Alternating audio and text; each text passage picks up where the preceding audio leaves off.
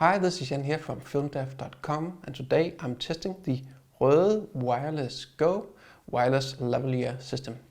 This video is part of a series of videos where I test low-budget wireless lavalier options. The reason I'm doing this is because I want to test how these budget-friendly options compare to my good old trusted Sennheiser's EW100 G3s, which I have right here and which I'm talking through right now. Because at some point these won't work anymore, and I want to see how these more budget-friendly options stack up. The Rode Wireless Go are these two small microphones right here, which consist of a transmitter with an inbuilt microphone in the body, but you can also put in a lavalier microphone and a receiver, which I'm gonna put on my camera right now and change the audio. So, just a second.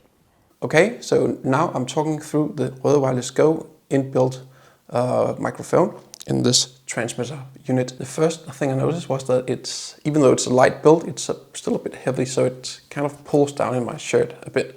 But I know you can get some kind of accessory. I think it's called, I wrote it down, the MagClip Go.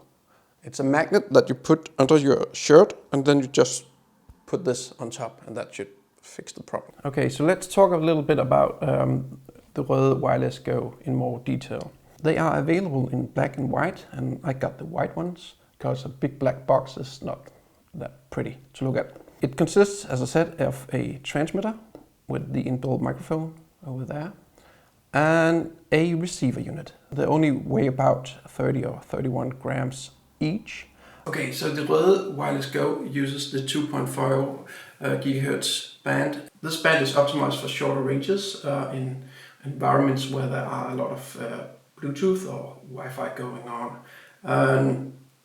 The range is about, if it's a free line of sight, it's about 70 meters. The receiver unit have a small OLED display where you can see a lot of stuff going on. You can see the level and the audio gain and the battery of both units. And you also see the screen brightness and the signal strength. On the bottom of the receiver unit, there's also a switch for changing the gain. It has a 3-stage gain control at 0 decibel, at -12 and -24. You can get about 6 hours of recording time, maybe a bit more, when these units are fully charged. I'm not that fond of wireless transmitter units which doesn't have batteries, because like my old Sennheiser here, I can simply just switch out the battery and plug in some new ones when they are out of use. I can't do this with these, but I'm able to run it through a external battery if I want to. We would use the USB-C charger. So that's a solution for longer takes if you need it. It's pretty simple to operate. You just switch it on up here, down here. Then you just push this button and the pair sync up. You don't need to dial in any frequency bands or something like that, which I have to do on my old Sennheisers.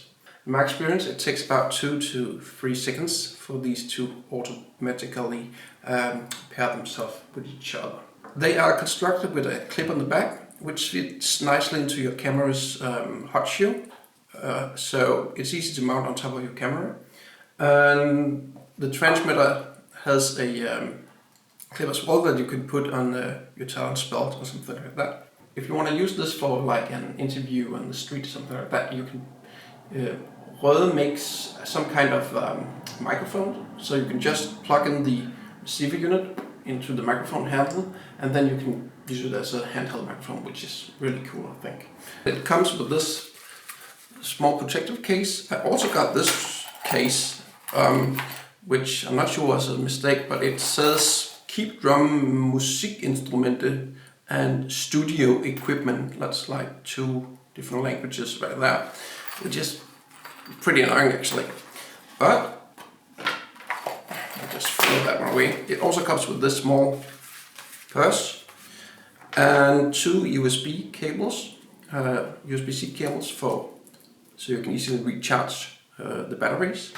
It also comes with these 2 dead mice, which you can use for windy conditions. You just plug it on top of the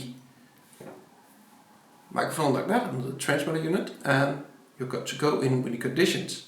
I do find, however, that these are prone to just easily fall off. So I think I would rather prefer to use plug in a lavalier microphone into this and then use a dead mouse on that one instead. That way I could also shield it from the wind beneath my clothes and stuff like that. The last thing you get is this small cable that you can use to plug in the receiver into your camera, which is really nice. I like that they have made one of these spiral cables because it's just less messy when you have a lot of things going on top of your camera rig. So that's it for now. Bye.